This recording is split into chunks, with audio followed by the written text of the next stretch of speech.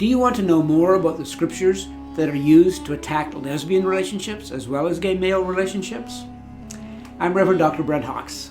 I was a senior pastor for many years, and now I'm the executive director of Rainbow Faith and Freedom. Today I'm going to discuss the final scripture that's used by the religiously conservative Christian community to condemn gay and lesbian people and to condemn gay and lesbian relationships. And that scripture is Romans chapter 1, verses 26 and 27. I'm going to read from the King James Version. For this cause God gave them up unto vile affections, for even their women did change the natural use into that which is against nature. And likewise also the men, leaving the natural use of the woman, burned in their lust one toward another, men with men, working that is unseemly, and receiving in themselves that recompense of their error which was meet. So a key to dealing with this scripture is the phrase against nature. The word in both Greek and Roman literature is used to refer to and condemn pedophilia. It is not used to refer to or condemn homosexuality. Also, the Greek word eskemosune is the Greek word for shame, and is typically a negative judgment on pedophilia. The scripture, when it talks about leaving the natural use, is believed to refer to people who leave what is natural for them, heterosexuality, and because of lust, which is uncontrolled sexual desire, it's sexual desire that abuses or uses another person.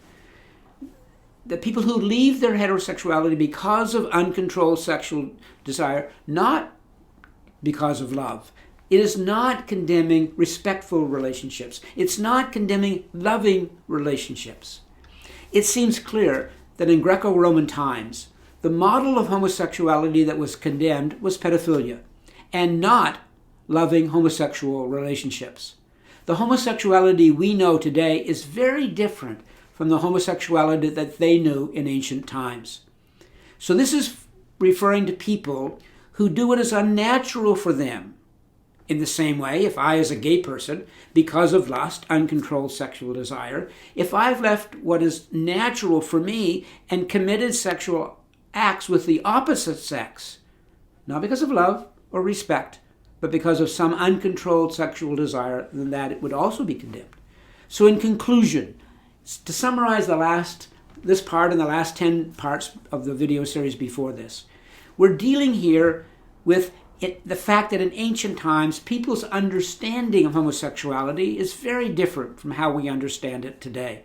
We're also dealing with mistranslations. When the scriptures were translated into English in the 1500s approximately, a lot of mistakes were made in translating it and trying to translate the words that they weren't quite sure of the meaning, and they let the biases of those days mistranslate those words to condemn homosexuality. We're also dealing with the fact that certain scriptures were condemning specific homosexual acts, like homosexual rape, and in other sections condemning heterosexual rape. And we wouldn't do a blanket condemnation of heterosexuality because heterosexual rape is being condemned, and we also shouldn't do a blanket condemnation of homosexuality if homosexual rape is condemned. So I want to end today with a sentence from the National Council of Churches in the United States. And they announced in 1999 that the Revised Standard Version of Scripture and the New Revised Standard Version of Scripture, which they held the copyright for, that those 5 biblical passages that are often cited in discussions of homosexuality will be reevaluated and clarified and possibly retranslated. It was stated that the passages in question have no relationship to the modern concept of homosexuality.